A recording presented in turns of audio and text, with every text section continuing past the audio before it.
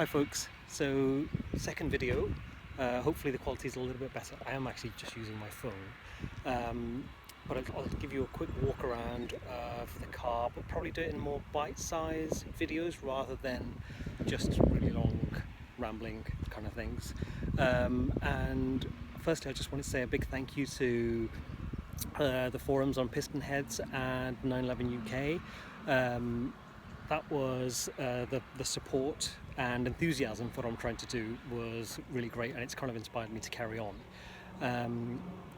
But what I'll do is I'll just talk to you about the kind of things that the issues the car came with, maybe break them down a little bit and not do them all in one video. So I'll just start with, we'll start with the back of the car, and I'll just take you through it now. So here it is. Now, first things first, the brakes. The brakes failed on the test drive. Brake pedal went to the floor, got out, there's brake fluid all over the floor, so a brake pipe, a metal one in the back, one of the stainless steel ones, failed. And the owner said that they would get it fixed and I could go back for the test drive, which I didn't do. So it's now arrived with air in the brake line and all of the bleed nipples are seized. So I need to get that sorted out. I've not done that yet. It's booked in. The brakes work. They work actually quite fine, but the travel is really long on the pedal. But and the thing that I have had sorted out is the air conditioning. It didn't work when I got it, and when I had a look, there was actually no fan belt going around the pulley. So it had, I think, a 986 fan belt on it that just went around everything else apart from the air conditioning. And I thought the compressor might have had it. The pulley bearing might be gone, any number of things. So what I did was I just £16, bought belts, saw a YouTube video on how to take all of this stuff off and put the belt on. It took about 10 minutes, started the car, it ran fine, and then when I hit the air conditioning button, the compressor kicked in, but there was no cold air. So I then went and had it regassed, and for 10 glorious minutes. It was ice cold, and I loved it. And I was so happy, euphoric even, because it was lunchtime at work and it was a hot day. But then what happened was I came back out to drive home, and a big green puddle under the car.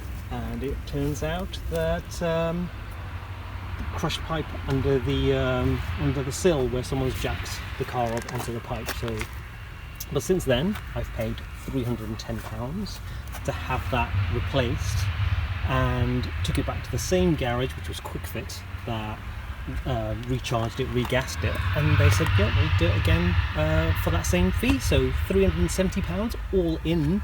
The air conditioning is fixed. I had it regassed again yesterday, and it's still brilliant. So I'm really, really happy about that. Other than that, everything else works.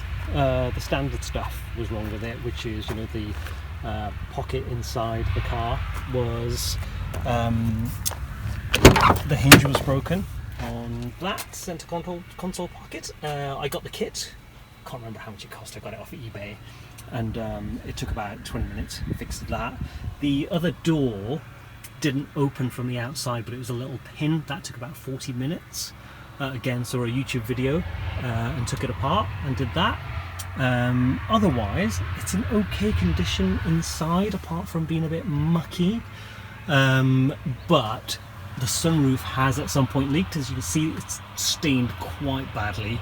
But looking in the service history, someone spent £700 on having all of that taken apart and having new seals fitted everywhere, and there are no leaks now, which is amazing. This door was dropped, so as you can see, it wore that pull lever out for the front hood.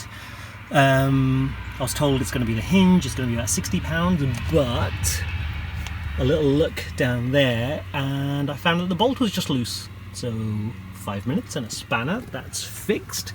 And other than that, it's just, cosmetic stuff that I don't really care about at this stage, because I just want to drive it. And when I got it home, I found that there was moss growing all over it, all over the seals. Gave it a wash, so it's all fine. But there's bits, like, it was by the sea on West Wales, so if you look, there's rust on some stuff that it's got fitted on it, and there's rust there, but it's surface rust. I'm not going to do anything about it just now, but at some point I'll have to sort that out. I put a new tyre on it here, got the tracking done, and it drives phenomenally. I love it. I've got to stop thrashing it to within an inch of its life, because it's just so addictive. But I'm going through tanks of petrol like you wouldn't believe, and I still can't believe I own a Porsche 911 and I drive to work in it every day. It's parked outside. Didn't cost me a huge amount to insure as an additional car on my policy, and I own a 911. Fucking love it. Oh, pardon my French. I should really edit that out. There's other stuff like this. So seal here, back screen, they come off, right? So they apparently it's quite a thing where they shrink and they come up. So what I did was, it was a bit loose in this corner, and I just tugged it a little bit this way, and it snapped off the other end. So I just had to break it off. I've still got it, but everyone keeps telling me you just need to put it in boiling water or something, stretch it, put it back, silicone it, wherever. I can do that whenever. Some great ideas on what to look for the lumpy idle, but again, I'm not that bothered, because now the air conditioning works and that's on. It's made it less of an issue. It's got that, well, there's a trim missing here as well, which I need to sort out. But again, that's just cosmetic. I don't need to worry about that just to drive it. But if I just look at the car, it looks awesome. I love it. There were lots of other little things wrong, like this thing needed replacing because it kept dropping on my head. Cost 30 quid and took 2 minutes. So these were all tiny things, and it was used, the car was being used almost every day. But apart from the last year, so it had done something like 2,000 miles in the last year, and the owner sold it because they said, well, I just don't use it, I need it gone. And you know, once I clean it, polish it properly, I'll see that this bumper's been sprayed not very well, the front bumper's not been sprayed very well. You know, I need to polish out the headlights because they're quite faded. There's a little cosmetic stuff down there, which again I'm not going to do. The number plate holder isn't there, which makes the number plate look a bit funny. But again, I think there's one available on eBay for £10. I've ordered this reflector, which, believe it or not, I stuck my foot on and it fell out because I was pretending to be William Woolard. The guy, you know, the guy in the 80s who was on Top Gear. But other than that, I drive it everywhere. My daughter loves it. She sits in the front. She's 4, so has her car seat in the front, and we go for drives in it. And I'll just give you a full view, and there it is. Even my wife thinks I'm less of an idiot now that she's seen it.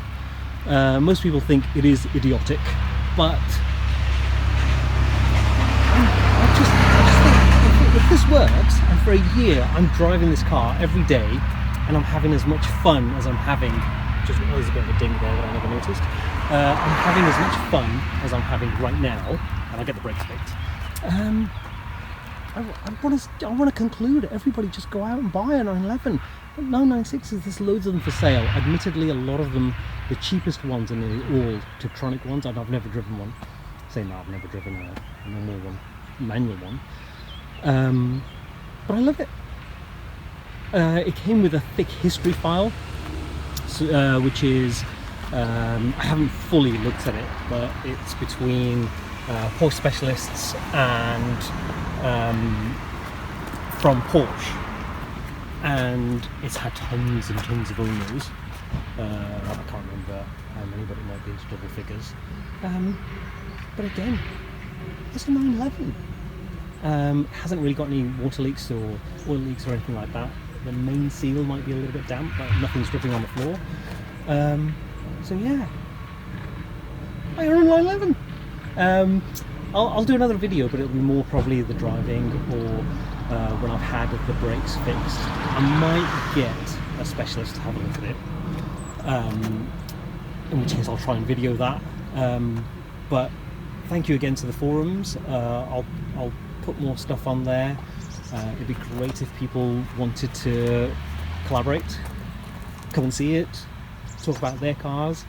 I'm not really sure how all of this kind of YouTube stuff works, but I'm hoping you're finding it interesting. Feedback's always welcome. It'd be great if you subscribed. I don't actually know what that means if you subscribe. Does it just mean that you get told if there's a new video? I don't know. But anyway, that's this video. Stay tuned for another one.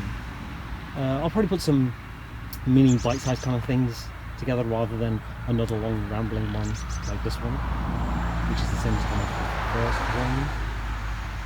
And see, I realised now I can hear myself rambling.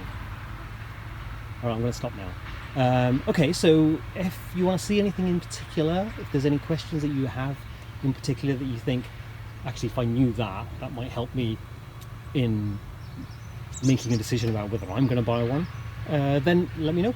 And yeah, that's it. There it is.